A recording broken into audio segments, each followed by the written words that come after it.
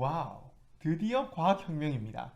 정말 가슴이 웅장해지는 순간이네요. 도대체 과학혁명이 뭐길래 제가 이렇게 난리냐고요? 간단히 설명하자면 1500년대부터 1700년대까지 유럽에서 과학 발전과 관련된 아주 멋진, 정말 멋진 일이 하나 있었습니다. 그게 바로 과학혁명이에요.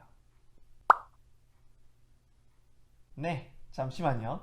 조급해하지 마세요. 저는 맛있는 음식은 가장 마지막에 먹는 스타일입니다. 맛있는 걸 더욱 맛있게 먹을 수 있도록 충분히 준비를 한 후에 말이에요. 여러분들은 우선 이 과학혁명이라는 단어에서 뭔가 이상한 점을 느끼셔야 합니다. 이 말 좀 이상하지 않나요? 분명히 저는 맛있는 과학사 1편에서 과학이라는 용어가 19세기에 들어서 처음 사용됐다고 말씀드렸었는데요. 그런데 과학혁명이 1500년대라고요?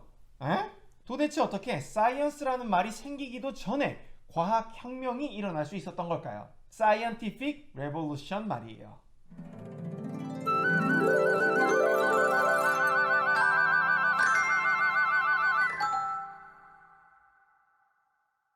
우리는 지금까지 기원전 600년경부터 2000년에 걸친 과학의 발전 과정에 대해서 알아봤습니다. 과학은 이 긴 시간 동안 아주 서서히 발전했어요. 예를 들면 단일 원소설이 4원소설이 되고 4원소설이 4원소 변환설이 되고 하는 식으로 말이에요. 아니면 아예 과학이 발전하지 않았던 기간도 있었죠. 하지만 16세기에 이르러서 과학은 아주 급격한 발전을 이루게 됩니다. 이전과는 비교도 안 될 정도로 말이에요. 그리고 이후에도 비슷한 일이 지속적으로 일어났죠. 이런 과학의 급격한 발전은 단순하게 학문의 진보라고 치부하기에는 모자랄 정도로 큰 사고방식의 전환을 가져왔습니다. 이전까지 과학은 알고 보니 싹 다 틀린 내용이어서 완전히 새로운 내용이 그 자리를 차지하게 될 정도로 말이에요. 역사학자들은 이렇게 이전 과학을 싹 갈아엎는 것을 보고 과학의 혁명이라고 부르도록 했습니다. 혁명이 원래 이전 것들을 싹 갈아엎는 것을 의미하잖아요. 그러니까 그렇게 부르는 거예요. 상당히 간단한 네이밍이죠. 과학혁명에 대해서 이야기하려면 절대 빼놓을 수 없는 사람이 한 명 있습니다. 바로 쿤이에요. 미국의 과학철학자인 토마스 쿤은 과학이 특정 시점에서 혁명적으로 발전하는 그 이유에 대해서 많은 연구를 했습니다. 그런 연구 끝에 그는 1962년 과학혁명의 구조라는 책을 출판했어요. 그 책에서 쿤은 과학혁명이 일어나는 상당히 설득력 있는 이유를 밝혔죠. 좀 더 자세히 들여다볼까요? 처음 과학은 여러 학자들에 의해서 서서히 만들어졌습니다. 그리고 수정과 보완을 거쳐 점점 뚜렷한 형태를 가지게 되었죠. 최종적으로 이것이 명확한 형태를 가지게 된 시기를 우리는 아리스토텔레스쯤으로 볼 수 있을 것 같아요. 이렇게 만들어진 과학 지식이 대부분의 학자들에게 인정받고 하나의 학문으로 자리 잡는다면 우리는 그것을 패러다임이라고 부릅니다. 그런데 시간이 흐르다 보면 반드시 이 이론으로 설명할 수 없는 현상들이 등장하게 될 거예요. 하지만 아직 걱정할 단계는 아닙니다. 이런 오류가 한두 개일 때는 그냥 응급처치로 이론을 손보면 되거든요. 하지만 이런 오류가 10개, 20개가 넘어가면 더 이상 응급처치로는 힘들어요. 버틸 수가 없어. 최종적으로는 기존의 과학을 싹 갈아엎어야 하는 과학혁명이 일어납니다. 대표적으로 물리학에서는 17세기에 뉴턴이 아리스토텔레스를 갈아엎었고 20세기에는 아인슈타인이 뉴턴을 갈아엎었죠. 역사학자들은 최초의 과학혁명을 일으킨 사람으로 폴란드의 천문학자였던 니콜라우스 코페르니쿠스를 말합니다.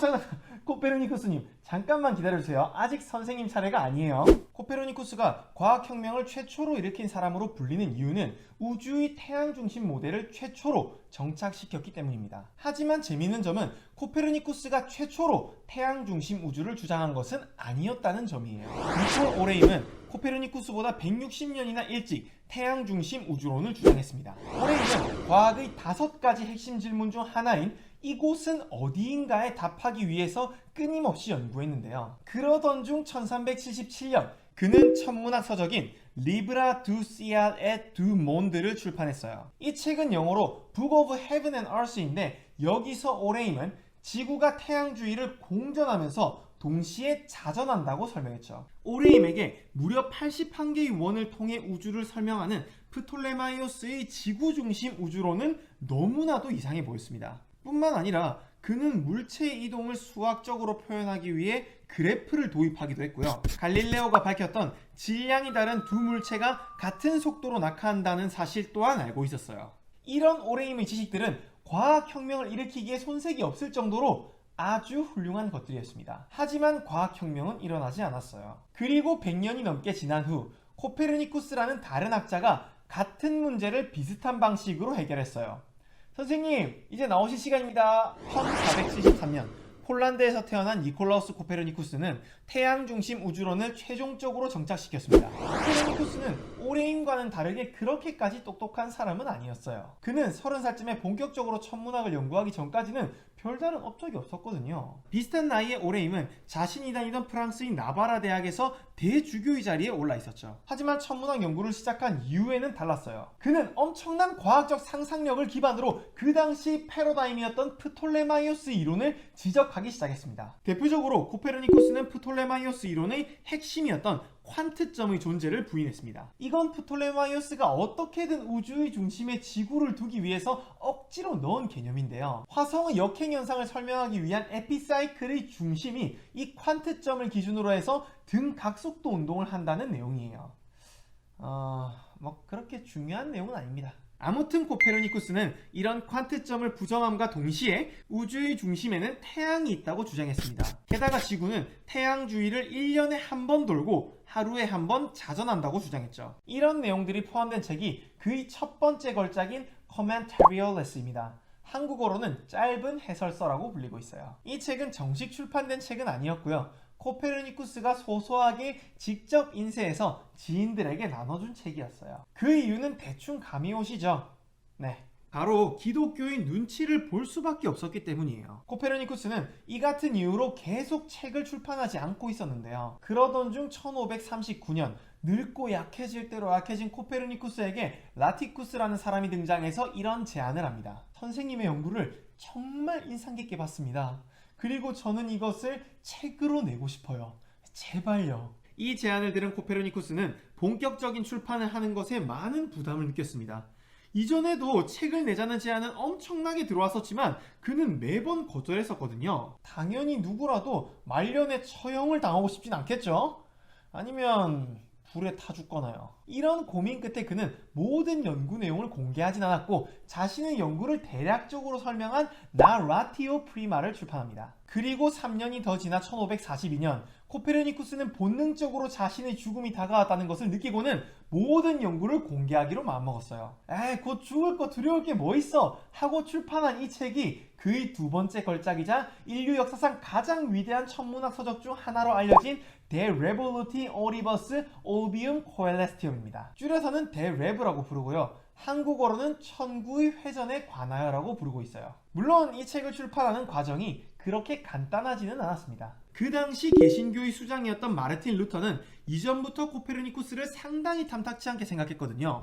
코페르니쿠스가 책을 낸다고 하자 그의 측근인 안드레아 오시안더에게 책 출판을 감독하라고 지시했죠. 그러고는 책이 출판하기까지 참 별의 별일이 다 있었어요. 오시안더가 몰래 데레브의 서문에 이 책의 모든 내용은 추상적인 가설이고 수학적인 이해를 돕기 위한 내용에 불과하다 라는 말을 넣기도 했고요.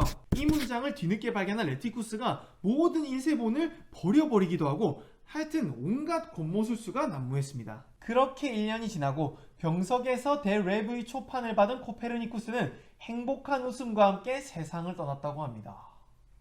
상당히 영화 같죠? 사실은 아닐 수도 있어요. 아무튼 이런 영화 같은 과정을 통해서 그의 책은 널리 알려지게 되었고 이후 등장할 천문학자들에게 많은 영감을 줬습니다. 이렇게 쓰여진 데레브는 우주의 태양 중심 모델에 대해 설명했고 그 주위를 도는 행성들의 명확한 순서를 제시했습니다. 수성, 금성, 지구, 화성, 목성, 그리고 토성까지 말이에요. 그리고 우주의 크기를 프톨레마이오스에 비해서 20배나 확장하는 등 여러 가지 획기적인 내용들이 들어있었어요. 하지만 데레브의 모든 내용이 혁명적인 것은 아니었습니다. 데레브의 가장 대표적인 문제점은 지구가 태양 주변을 등속 원운동할 거라고 생각한 점인데요. 알고 계신 분들도 있겠지만 실제로 지구는 태양 주위를 원을 그리면서 움직이지 않습니다.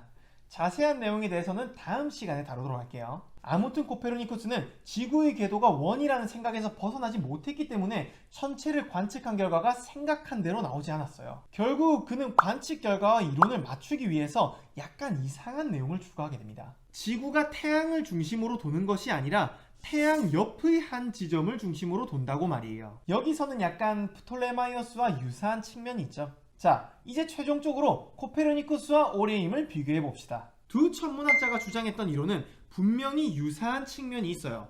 아니, 많죠? 그런데 둘은 어떤 차이가 있었을까요? 그건 바로 주변의 관심을 끌 수 있었느냐 없었느냐의 차이입니다. 오레임은 획기적인 과학 이론을 주장했지만 그것을 끝까지 주장하지 않았습니다. 그리고 다른 사람들을 설득하지도 못했죠. 하지만 코페르니쿠스는 달랐어요. 끊임없이 천문학에 대해 연구했고 자신이 죽은 이후에도 희대의 멍청이가 될 것을 각오하고 변화로 발을 내디뎠어요. 결국 그는 다른 학자들을 설득하는 데 성공합니다. 그리고 지금 우리는 코페르니쿠스를 과학혁명의 시작으로 정의하고 있죠. 이처럼 과학이론의 패러다임은 결국 합의에 의해서 만들어집니다. 그리고 이 합의는 이론이 충분한 정합성을 가지고 있을 때 가능하겠죠. 이런 과학자들 간의 합의와 이론의 정합성이 모두 갖춰졌다면 미래의 역사학자들은 그것을 과학혁명으로 정의하게 되는 거예요. 결국 특정 과학이론에 대해서 패러다임이 바뀌었는지 그러지 못했는지에 대해서는 미래의 역사학자들이 결정하게 될 문제입니다. 그렇기 때문에 사이언스라는 말이 존재하지도 않던 1500년대에 사이언티픽 레볼루션이 일어날 수 있었던 거예요. 이제 과학혁명의 메커니즘을 좀 이해하셨나요? 오늘 우리는 코페르니쿠스와 오레임의 일화를 통해 과학혁명의 메커니즘에 대해서 알아봤습니다. 과학혁명을 위해서 좋은 이론이 준비되어야 하는 것은 맞지만 그것만으로는 부족했어요. 거기에는 반드시 주변의 이목을 끌 수 있을 만한 환경이나 역량이 필요합니다. 다음 시간 우리는 코페르니쿠스의 자식들과 함께 새로운 패러다임에 대해 알아보러 떠날 겁니다. 사실 코페르니쿠스의 생물학적인 자손은 아니지만요. 그들의 이름은 바로 티코 브라헤와 요하네스 케플러입니다.